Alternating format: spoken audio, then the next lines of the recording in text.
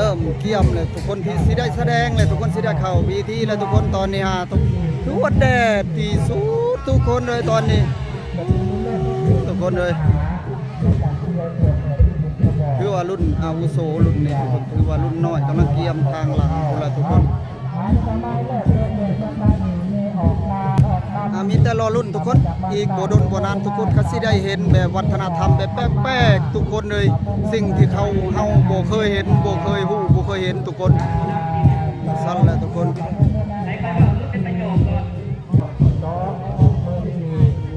เริ่มแล้วทุกคนอยากแสดงเลยดิเห็นบ่ทางหลังในเริ่มสตาร์ทเลยได้นี่ได้สูบยากอกใหญ่ทุกคนลูกโอ้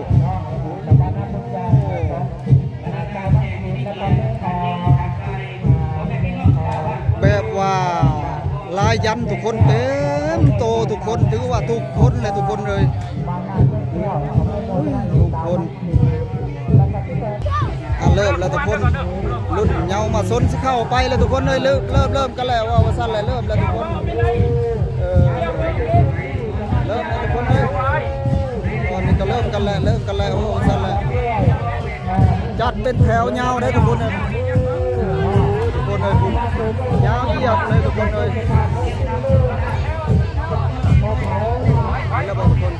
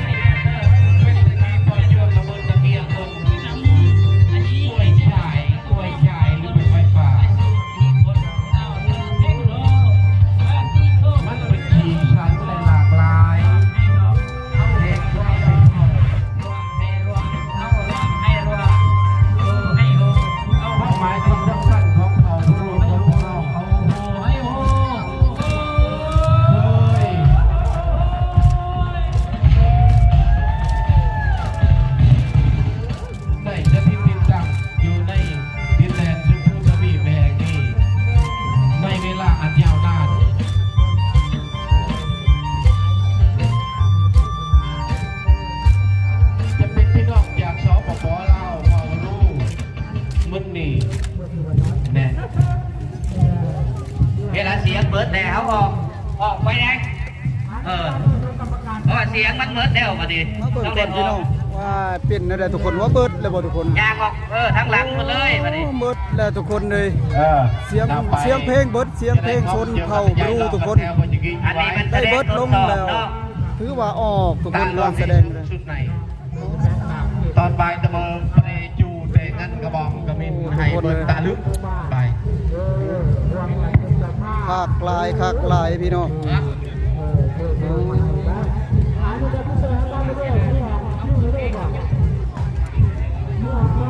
รอลุ้นกันต่อไปทุกคนว่าเพิ่นสิเฮ็ดในใดสิมีการแสดงในใดทุกคนรอลุ้น การแสดงของเขาคือดังทั้ง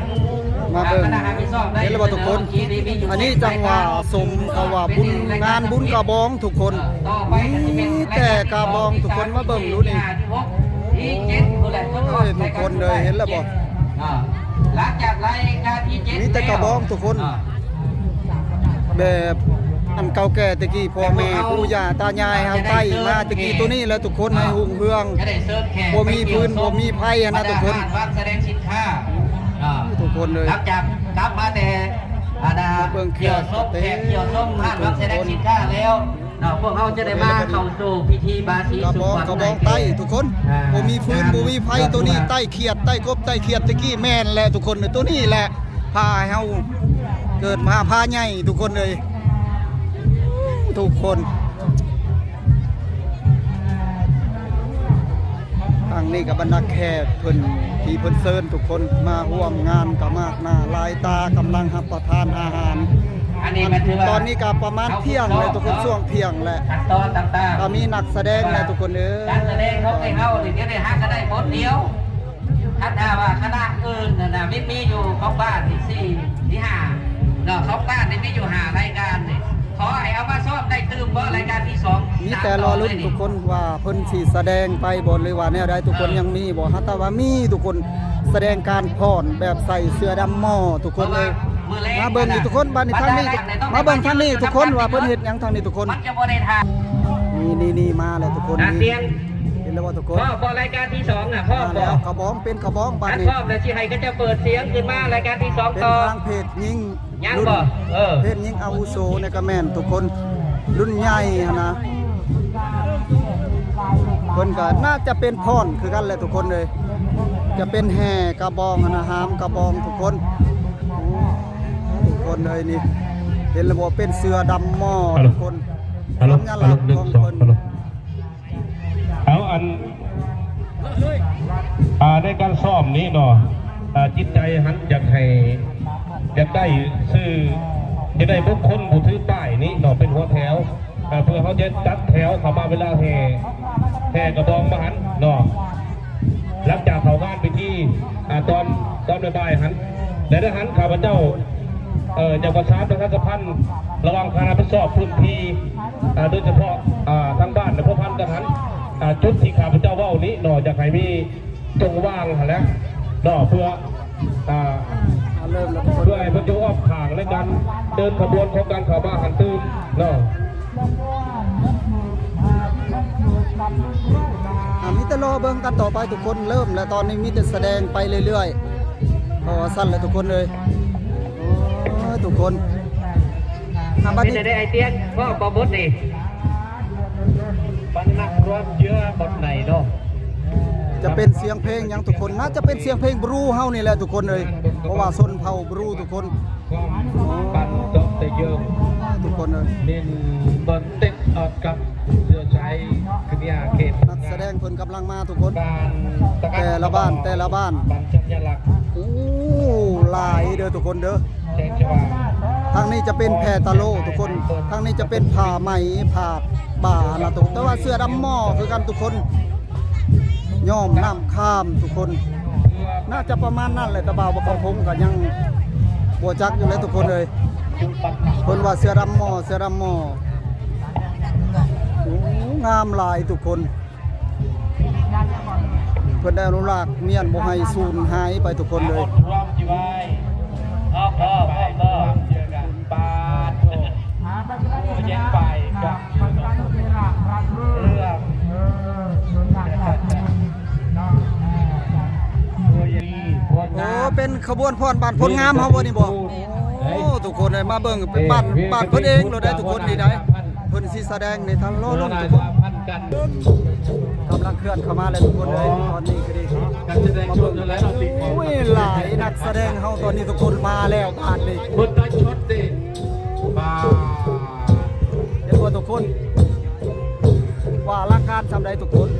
สิ่งที่บ่เคยเห็นเลยนี่ มาตัวบังไว้ไม่โอ้ยแล้วอ่อนเดนายกพอดียืนเด้อแต่ชายแต่ละหนักอะไรมีคนรูปของไห้ได้จะรู้อะไรกัน สำหรับบรรดาสื่อมวลชนเนาะบรรดานักถ่ายรูปถ่ายภาพโอ้โหไหนที่ว่าเขาถ่ายได้หรือเขาขอให้ความร่วมมือให้มันเป็นระเบียบเรียบร้อยเนาะบ่ยังให้ไปอยู่กับกระบวนการตัวจริงนะเขาอาจจะอยู่มุมใดมุมหนึ่งบ่เนาะแล้วก็บ่บังหน้าแขกบ่บังกระดาษประธานอย่างอื่นๆ เพื่อเรา การโฆษณาการเผยแพร่พวกเขาถือว่าสนับส ใส่ นุ รู น ปกับแปลงเวลาบอกให้มันชักชนกับบุคคลและหลายๆทานที่มันจะมาถ่ายฉะนั้นรูปไหนที่ดีที่สุดและมีรูปภาพแจ้งที่สุดจะให้ไปถ่ายยุดที่มันเป็นรูปภาพที่งดงามนะเพราะว่าตอนแรกตอนบ่ายทิศตะวันมันจะฉาดมาทางทิศตะวันตกแต่ใดๆก็ต้องแบ่งมุมบรรดานักถ่ายกันมาอยู่กันล่ำหนากันกับโบงามฉะนั้นต้องให้มันอยู่เรียนแต่จงวางให้ครับผู้แสดงตัวจริงครับเอาไปเราเจนๆเด้อแยบสายแยบไอเอาในบินขบวนกองตุนกองห้างภาษาบินให้ไปเดินเขตจุดชุดพลงามเขตพลงามโรให้เขตพลงามเบิร์มายึดจะไปวินกับบนเพียกันตั้งปฏิริษีตั้งเรื่องเวลาบนพูดแต่ละบอลกระบนแผ่พายใหญ่บวกเปิดเดียวกันนี้ปฏิริษีเอาใช้กับพอดีไว้พอดีเชียร์เด้อไว้โดนกันตะอเชียร์โดนกันตะอให้ต้องจัดช็อตรอดเข้าไปเป็นกระบวนพอดีต่อหางกับผงรอดเห็นจังไหนมันจะเป็นภาพสวยงาม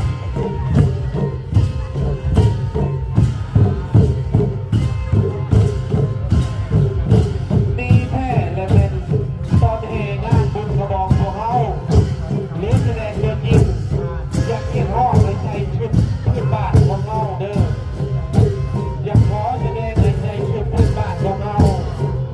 ชวนชุดไล่และชุดทหารตำรวจก็เป็นของเจ้าหน้าที่ที่หลาย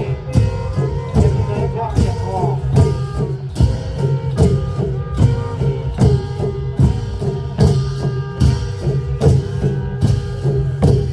นี่เป็นพรกองไอ้นุ่มทุกคนเลย ชุด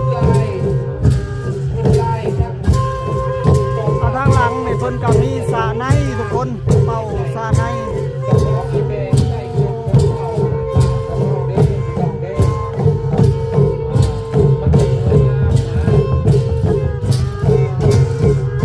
การงานแท้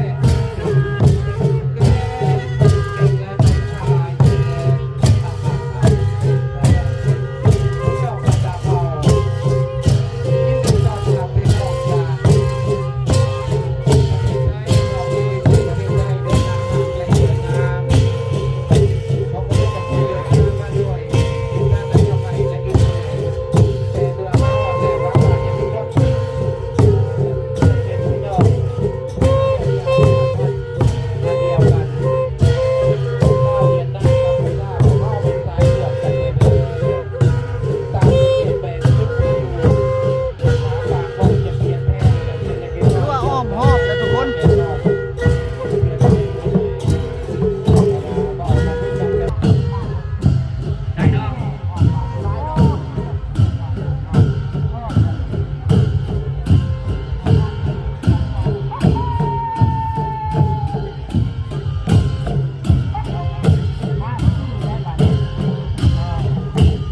ถือว่าเพิ่นได้พรอ้อมหอ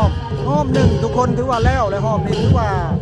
นักแสดงเฮากันยังหลายเพิ่นก็สิได้ต่อรุ่นใหม่ทุกคนเลย เดี๋ยวเด้อเดี๋ยวขบวนที่5เด้อ อันนี้มาเบิ่งต่อทางนี้ทุกคนบ้านนี่